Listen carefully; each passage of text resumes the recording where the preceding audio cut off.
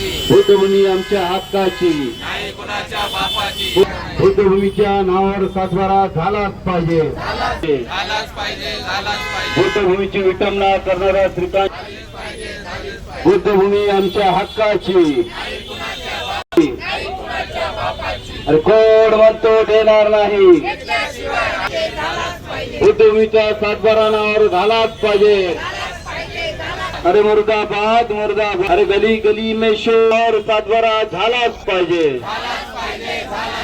बुद्धभूमीच्या नावावर सातबारा झालाच पाहिजे. सातबारा झालाच पाहिजे. बुद्धभूमी आमच्या हक्काची, बुद्धभूमीच्या नावावर सातबारा झालाच पाहिजे. अरे कोण म्हणतो देणार नाही.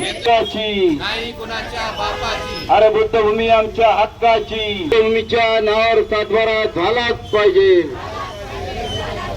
बुद्धभूमीच्या नावावर. कालचा दिवस जो होता विधिमंडळ अधिवेशनाचा, महाराष्ट्राच्या याच्यामध्ये अत्यंत हा दुःखद दिवस म्हणावा लागेल.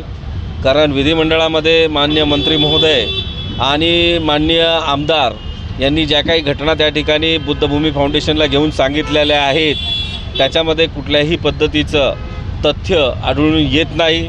आणि महत्त्वाचं म्हणजे ज्या ठिकाणी असं सांगितलं आलेलं आहे की या ठिकाणी बसलेले आंदोलनकर्ते समाजामध्ये तेढ निर्माण करायचं काम करत आहे.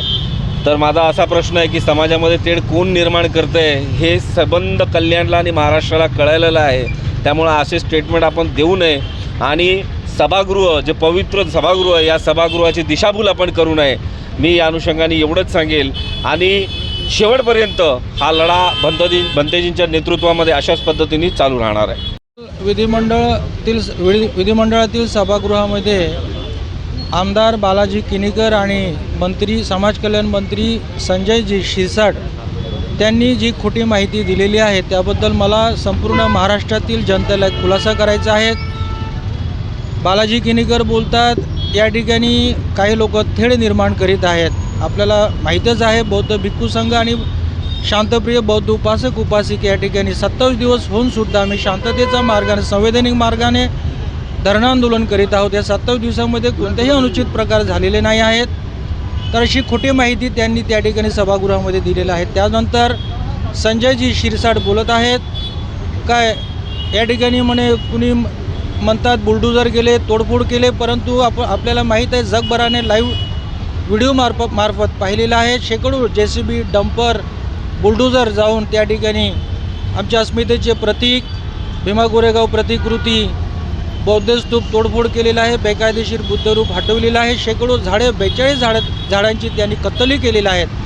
परंतु अशी खोटी माहिती देऊन संजयजी शिरसाट आणि बालाजी किनीकर या दोघंही बौद्ध समाजावर या ठिकाणी महाराष्ट्रातल्या जनतेसोबत त्यांनी फसवणूक केलेली आहे. तर त्या दोघांचा या ठिकाणी निषेध करतो. धन्यवाद.